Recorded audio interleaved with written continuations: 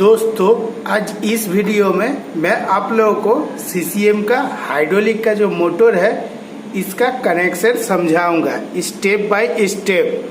दोस्तों पहले आपको देखना है कि सीसीएम का जो हाइड्रोलिक का पाम है मतलब मोटर है तो इसका कनेक्शन किस तरह दिया हुआ है। पहले हम लोगों को ये जो RYB सप्लाई है SFU में इन होता है, ठीक है।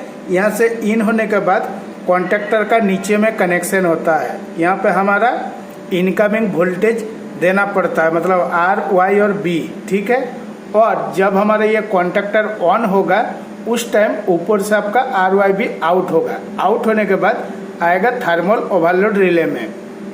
तो दोस्तों ये हमारा थर्मल ओवरलोड रिले है, ठीक है।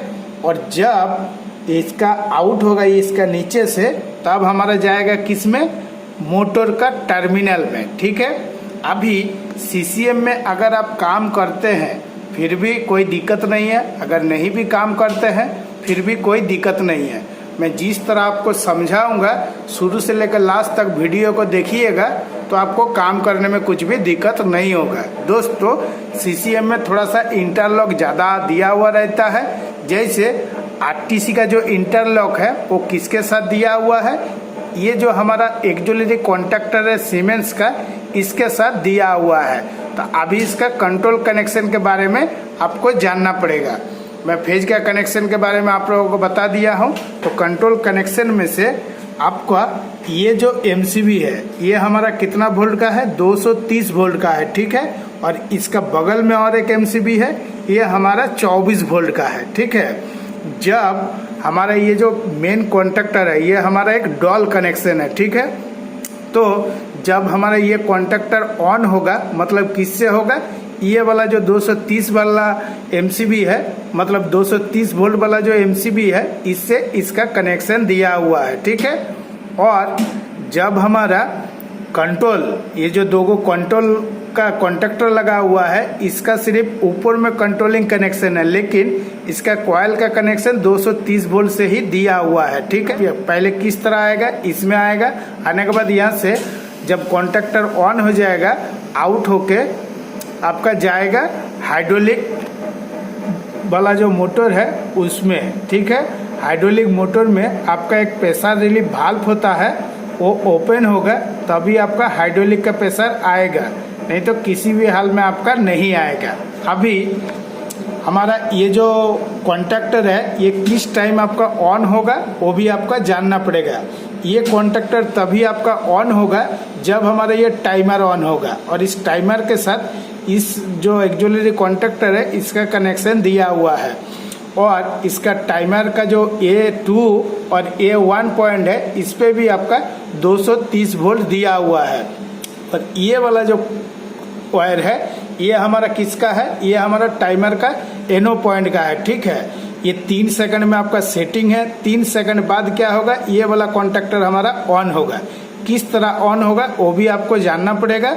और वोल्टेज भी मैं आपको चेक करके बताऊंगा स्टेप बाय स्टेप, तब क्या होगा आप भी जब काम कीजिएगा तो आपको काम करने में कुछ दिक्कत नहीं होगा दोस्तों।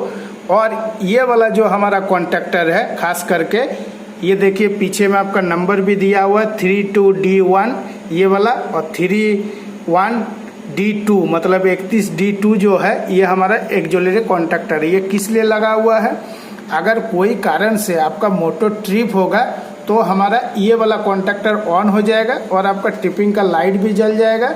और एक अलार्म बोर्ड रहता है सीसीएम में वहाँ पर भी आपका लाइट जल जाएगा। जैसे मैं आपको दिखा रहा हूँ ये हमारा ट्रिप हो गया, जैसे ही ट्रिप किए तुरंत आपका कॉन्टेक्टर ऑन हो गया। और जैसे ही हम रीसेट करेंगे तुरंत हमारा ये वाला जो कॉन्टेक्टर है ये आपका छोड़ देगा, ठीक है।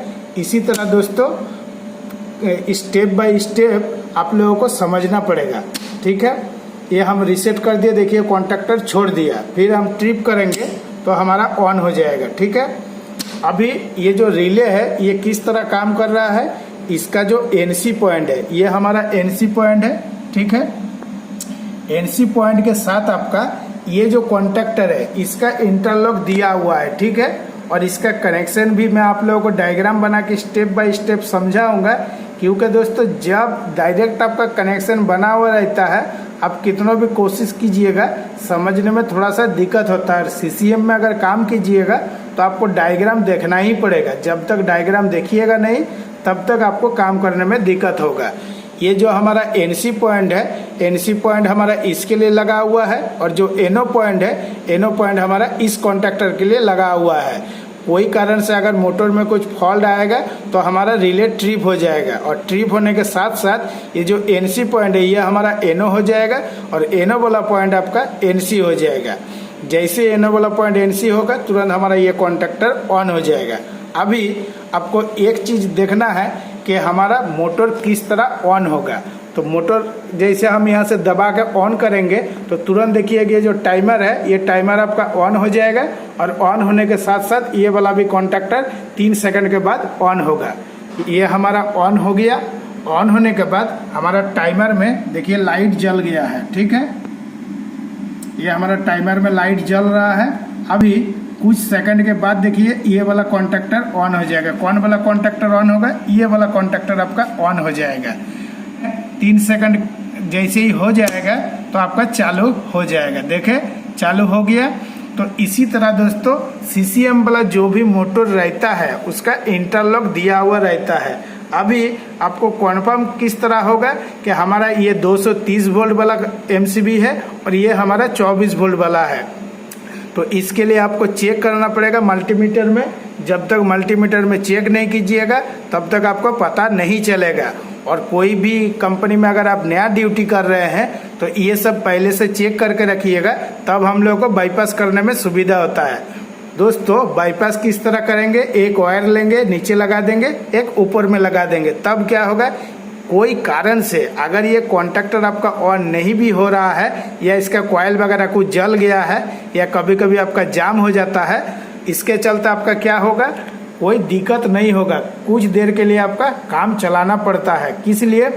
सीसीएम में क्या होता है दोस्तों, कास्टिंग आपका कंटिन्यू चालू रहता है, इसीलिए बाईपास किस तरह करना है वो भी आपको जानना पड़ेगा। तो यहाँ पे दोस्तों हमारा कितना सप्लाई हो गया। एक हो गया हमारा 415 वोल्ट, एक हो गया हमारा 24 वोल्ट, एक हो गया हमारा 230 वोल्ट। तो हमारा 3 गो काम कर रहा है। और अगर आप कोई भी कंपनी में ड्यूटी कर रहे हैं, जिस तरह मैं समझा रहा हूँ इस तरह आपको भी एक बार चेक करके देखना है और एक्सपीरियंस अच्छा से बनाना है। तब क्या होगा, काम करने में कुछ दिक्कत नहीं होगा। दोस्तों आज इस वीडियो में मैं आप लोगों को हाइड्रोलिक का जो 2 नंबर मोटर है इसका कनेक्शन के बारे में बता रहा हूं, और नेक्स्ट वीडियो में मैं आप लोगों को हाइड्रोलिक का जो 1 नंबर मोटर है इसका कनेक्शन के बारे में बताऊंगा। इसमें आपका 2 गो टाइमर लगा हुआ है, एक कॉन्टैक्टर जो सेम टू सेम है, हाइड्रोलिक मोटर 1 का ही जैसा है, लेकिन ये जो 2 गो टाइमर है ये किस लिए है, किस लिए लगा हुआ है, इसके बारे में भी आपको स्टेप बाय स्टेप जानना पड़ेगा। तो दोस्तों अभी मैं आप लोगों को वोल्टेज चेक करके दिखा रहा हूँ, तब क्या होगा आप भी चेक कीजिएगा तो काम करने में कुछ दिक्कत नहीं होगा। दोस्तों पहले मल्टीमीटर को आपको लीड दोनों लगा लेना है, एक आपका कॉमन में लगाना है और एक जो ये भी और ओम्स दिया हुआ है इसमें लगाना है, ठीक है। उसके बाद आपका मल्टीमीटर को आपको एसी वोल्ट में सेटिंग करना है, ठीक है। ये हम एसी वोल्ट में सेटिंग कर दिए हैं। देखिए ये एसी वोल्ट है। अभी एसी वोल्ट हम चेक करके आपको बता रहा हूँ। आपका एमसीबी में चेक करेंगे कि हमारा कितना वोल्टेज आ रहा है, ठीक है। तो ये हम एसी वोल्ट वाला एमसीबी में लगा दिए हैं। ये हमारा 226 वोल्ट आ रहा है। तो आपको कन्फर्म हो गया कि इसमें हमारा एसी वोल्टेज है, ठीक है। पहले क्या होता है दोस्तों, एमसीबी का एक बार नीचे में चेक करना पड़ता है और एक बार ऊपर में चेक करना पड़ता है। जैसे नीचे पे भी हमारा 226 है। और कभी कभी क्या होता है दोस्तों, अगर आपका हाथ, ये जो मेरा हाथ है इसमें अगर आप टाइट करके नहीं पकड़िएगा तो आपका वोल्टेज क्या होगा, अप डाउन होता ही रहता है। तो ये हो गया दोस्तों हमारा एसी वोल्ट का चेकिंग 230 वोल्ट। अभी हम इसको डीसी में सेटिंग करेंगे, ठीक है। अभी देखिए ये इसमें साफ साफ डीसी लिखा हुआ है, ठीक है। अभी डीसी वोल्टेज हमारा कितना आ रहा है, अभी ये हमारा डीसी वोल्ट हो गया। तो देखिए डीसी वोल्ट हमारा 24.3 आ रहा है, ठीक है। इसी तरह दोस्तों चेक करना पड़ेगा और एक्सपीरियंस अच्छा बनाना पड़ेगा। अभी दोस्तों जैसे हमारा ये कॉन्टैक्टर है, यहाँ पे आपका तो साफ साफ दिखाई दे ही रहा है कि यहाँ पे 415 वोल्ट आएगा, क्योंकि दोस्तों मैं अभी ये जो SFU है इसको मैं बंद करके आप लोगों को दिखा रहा हूँ, नहीं तो मैं AC वोल्टेज भी आपको चेक करके बता दूंगा। देखिए मैं ऊपर वाला मैं आपको AC वोल्टेज में चेक करके बताऊंगा, ठीक है दोस्तों। अभी मैं आप लोगों को AC वोल्ट भी चेक करके बता रहा हूँ कि फास्ट हमारा ये जो कॉन्टैक्टर है, ये कॉन्टैक्टर में इन किस तरह होता है, ठीक है। तो पहले आपको ये जो मल्टीमीटर है, मल्टीमीटर को पहले चेंज करना है, काहे का हम लोग DC वोल्टेज चेक किए थे, अभी इसको AC में हम करेंगे। देखिए AC में कर दिए हैं, ठीक है। अभी हम AC वोल्टेज चेक करेंगे फेज टू फेज कितना हमारा आ रहा है। ये हम लीड लगा दिए हैं, ठीक है, और यहाँ पे देखिए 409 वोल्ट आ रहा है। तो इसी तरह दोस्तों चेक करके देखना पड़ता है कि कौन हमारा इनकमिंग सप्लाई है, कौन हमारा आउटगोइंग सप्लाई है। जब तक आप चेक नहीं कीजिएगा तब तक आपका डाउट बना रहेगा। अभी यहाँ पे हम चेंज कर रहे हैं, ठीक है, ये हम चेंज कर दिए हैं। पहले हम R और Y चेक किए थे, अभी Y और B चेक कर रहे हैं। Y और B में हमारा 412 है। और एक चेकिंग होता है दोस्तों B और R, वो भी मैं आपको दिखा रहा हूँ B और R चेक करके, ठीक है, कि हमारा कितना वोल्टेज है।